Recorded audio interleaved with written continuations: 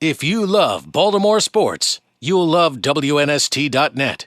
Raven coach who's in Indianapolis. I mean, you talk about, coach, we brought Indianapolis Colt coach here last year. You ain't nothing. Seriously. We may not like you, but we got some special stuff going with Indianapolis. Anybody here who remembers the Mayflower Vans? So Chuck came in last year, and we sat here having a drink, and he looked at me. You know how coaches are. He's like, what are you going to do next year? How are you going to make it bigger and better? And I said, man, dude, I got one more drink to get here. I'll figure that out later. And as the summer went on, Harry Swain, everybody remember Harry? Harry played on the 01 Ravens, played for Brian. He's a champion. He helps players inside the Ravens organization with whatever their needs are, with mentoring, the community, housing, any of those type of things. He said, do you remember James Trapp? I'm like, sure, I know James Trapp. You know, he said, Trapp had the same thing your wife had. I said, what? And I Googled it, and it showed up, James Trapp, Clemson, leukemia. I said, where's Trapp? He's like, he's working in Buffalo now with Rex Ryan.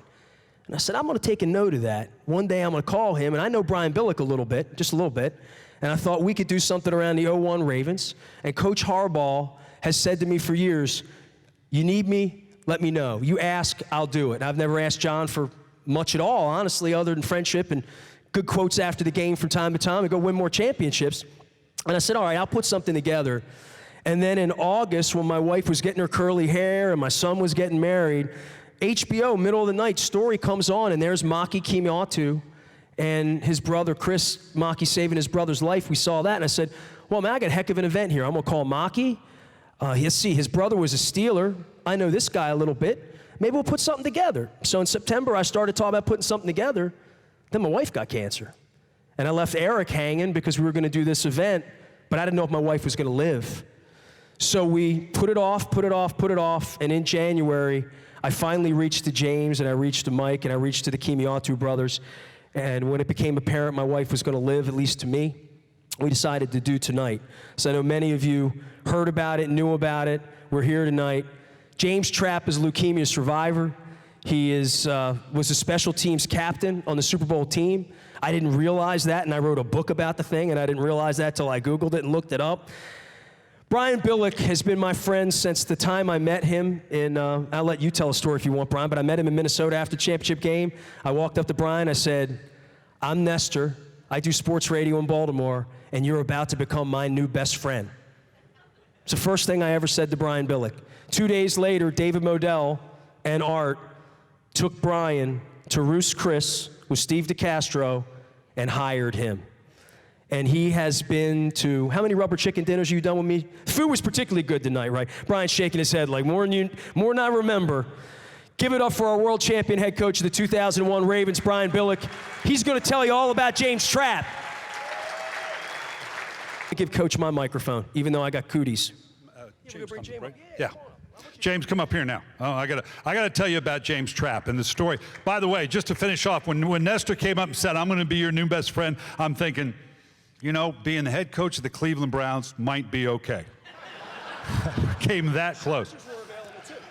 So I got to tell you about James Trapp, and in a way, and obviously Raven fans here. But I want to start off. Come over here, James.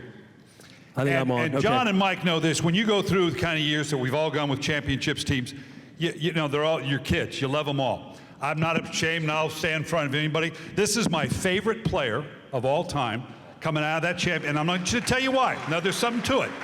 It goes beyond some of the others.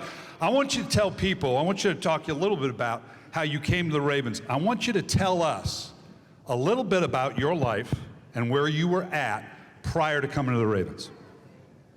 Ooh. I wanted to be a Steeler.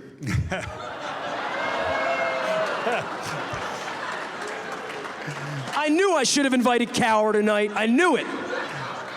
Cowher wouldn't sign me. He said, boy, it's crazy. You know, I had a rough time in the NFL. It started in college. I got kicked off my team in college, my senior year. I missed the last 5 games because I put my hands on the head coach. You know, I was a very violent person. And it just carried over into the NFL. You know, when I got in the NFL, you know, I was a Raider. Raiders do what Raiders, you know, we're pirates. We do what we want to do. You know, we ask for permission later. And, you know, I ran the roads hard in LA. And then when we moved to Oakland, I ran them even harder. So I was, this is my third time becoming a free agent with the Raiders.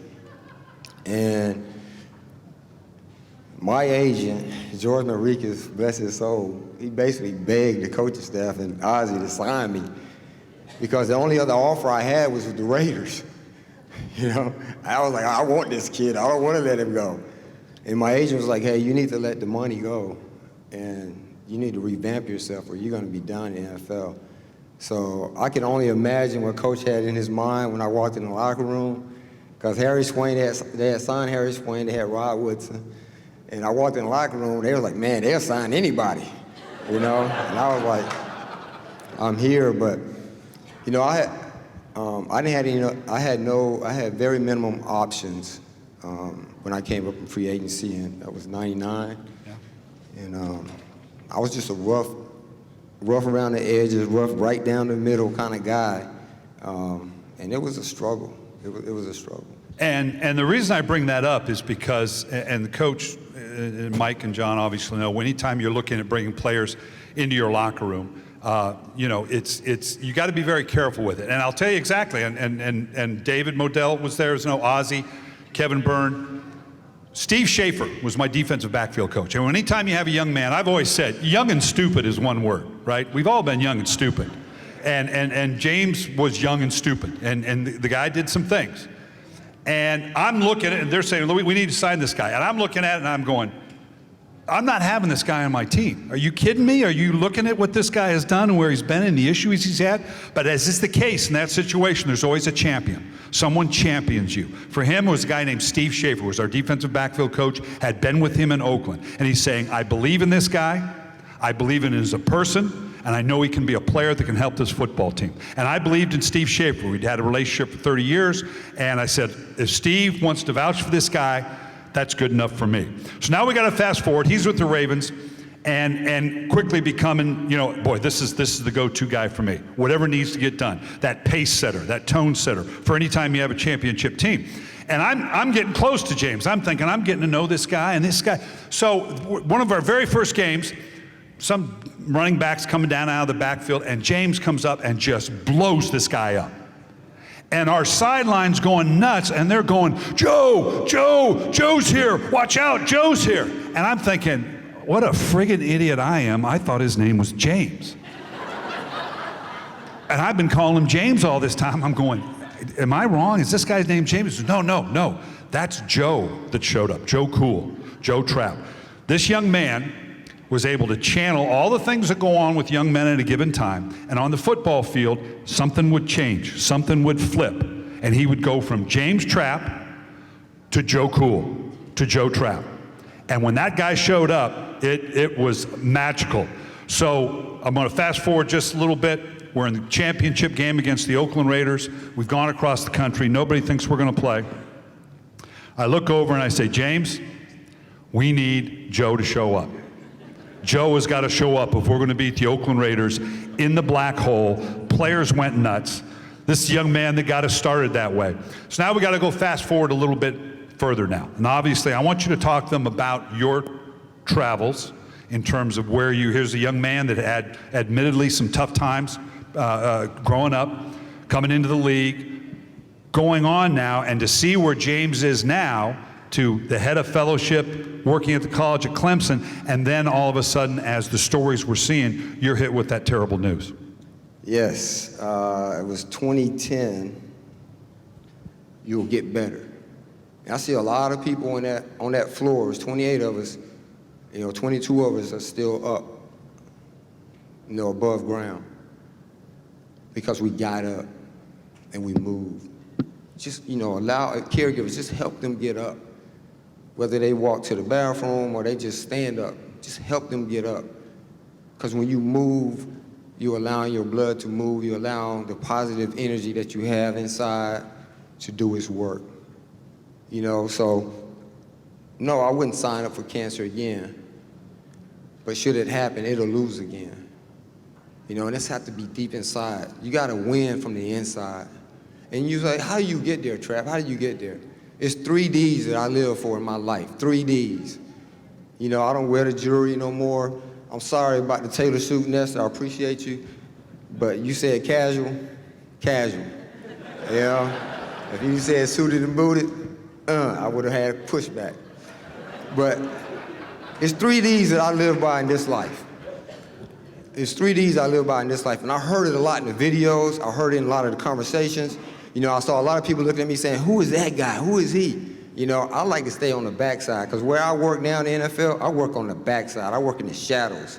I work with the young men. You know, I can go home with them. That's why I decided to turn down coaching. I offered a coaching job and said, nope, not for me. Because coaches, they can only go so far with these young men, and they got so much patience. I didn't have that patience to coach, but I got an extreme amount of patience for life. If you love Baltimore sports, you'll love WNST.net.